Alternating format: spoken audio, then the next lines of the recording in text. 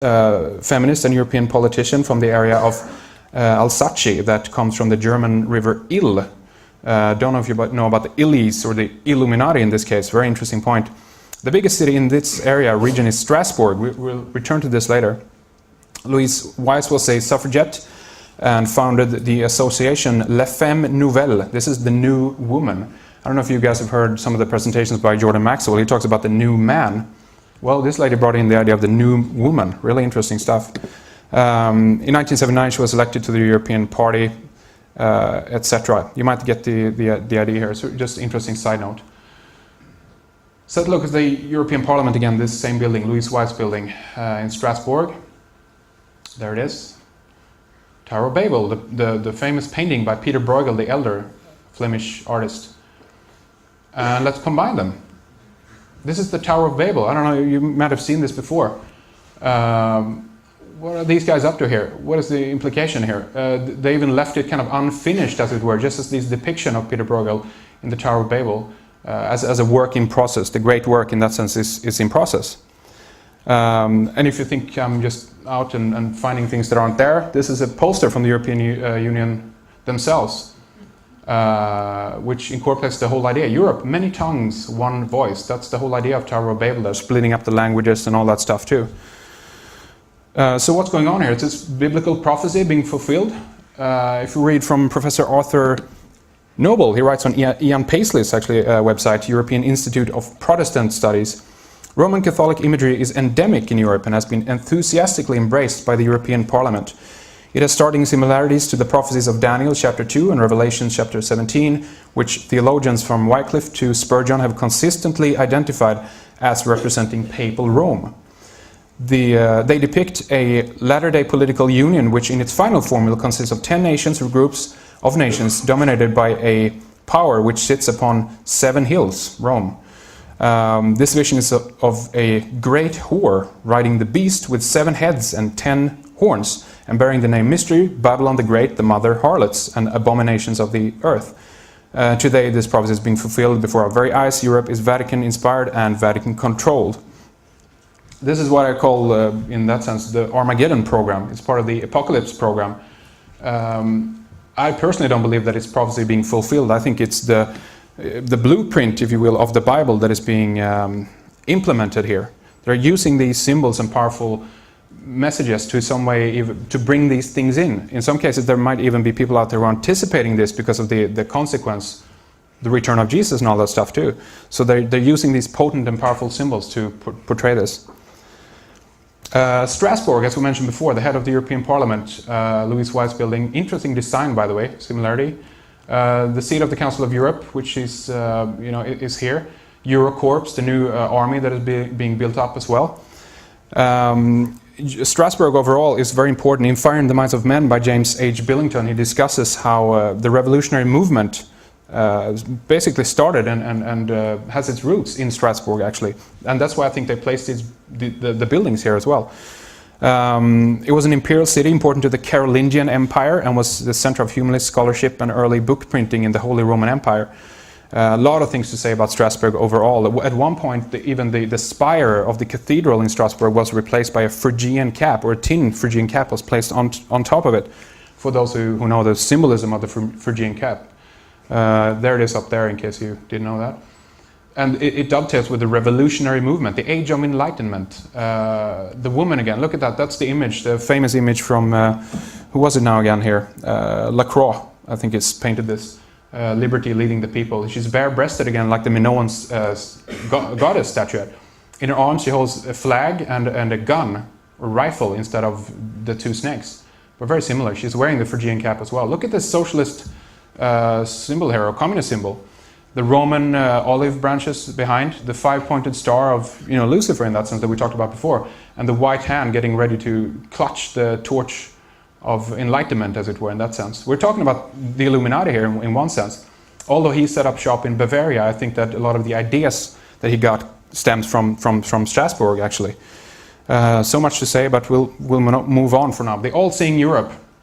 Let's look at some of this stuff. Project Galileo, or the global navigation satellite system that is designed to rival or compete with the GPS system. You are paying for it. It costs 3.4 billion euros. The system would store 19 pieces of sensitive passenger information, including email addresses, telephone numbers, and payment details of flight tickets for 13 years. It's a whole system they're building out there. Project Indect, intelligent information system supporting observation, searching, and detecting for security of citizens in urban environment. That's a mouthful for right there. This is also very similar in terms of Project Galileo. These might well connect at some point as well and cross-share information or what have you. It's basically a 21st century panopticon that they're building up. A beast surveillance system has been called.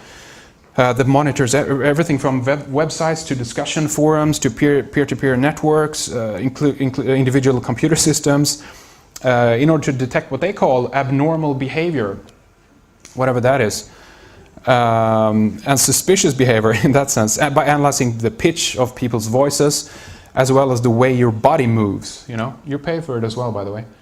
Here's European Audiovisual Observatory, the All-Seeing Eye, the Concilium, or the Council of the European Union. And these guys are the real guys in charge in that sense. Forget about the Parliament, the European Parliament, even the European Commission in that sense. The Council of Europe, European Union, they're really in charge. Side note, very interesting, the All-Seeing Euro. Look at this. This is the Euro. The schematics, the maths, the alignment stuff. Turn it on its sides, and we can actually see incorporated into the design of it, if you will. A pyramid with a capstone slightly removed in that sense. If we supplant the image with a true schematic of the Great Pyramid, don't know if you can see that properly, but right there, where the circle ends right there, is the shafts leading from the King's Chamber. Dovetails right with the inner circle, as it were, of the Euro. And just in case you didn't have enough, Europe and You in 2007, snapshot of EU achievements. Let's go into a little bit more in detail in terms of the hidden roots then of the European Union and talk about some of the history and historical unification attempts in the past. I would put in Alexander the Great here as well. He moved his empire, so to speak, a little bit more towards the east, but anyway, he spearheaded a lot of this stuff as well. The Roman Republic and later the Roman Empire eventually splits up into the Western Roman Empire and the Byzantine Empire. Keep an eye on the double-headed eagle there as well, by the way. And then we have the Merovingian dynasty, the Frankish Empire, later turned into the Carolingian Empire. This is the expansion then specifically during the Frankish Empire, as it were. Then we have the Holy Roman Empire. This is known as the First Reich. The double-headed eagle is back there. The First French Empire, or Napoleon's Empire, the eagle. Austro-Hungarian Empire, or House of Habsburg, comes up. The double-headed eagle is there again. The Second Reich, German Empire. You have National Socialism then. The Third Reich popping up on the scene, Nazi Germany. Then we have the United States of Europe, or the European Union, what I call the New Holy Roman Empire in that sense. And I put the inception date to 1923, around that time. We'll look at that more in detail later on. Let's see if we can get some audio on this as well, because I'm going to play a quick clip here as well. This is Jose Manuel Barroso, and just going to the European Commission themselves and see what they think about all this. What does all this mean? Sorry, let's go back. There we go. See if we can click on this. Sometimes I like to compare the European Union as a creation to the organization of empires. The empires. And because we have the dimension of empires. But there is a great difference. The empires were usually made through force, with a center that was imposing a diktat, a will on the others. And now we have what some authors call the first non-imperial empire.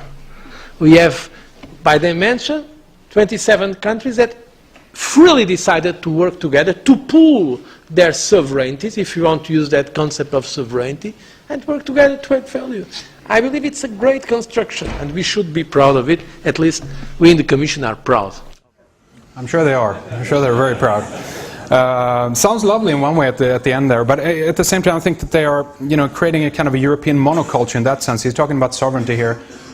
This will obviously prove itself in history if it's true or not, but they're in one way eroding nationalities in that sense. If that's good or bad, that's up to you obviously, but it's just interesting to hear what they say about it themselves, what the European Union is. And so who is, in that sense, Jose Manuel Barroso He's a former head of actually the Maoist student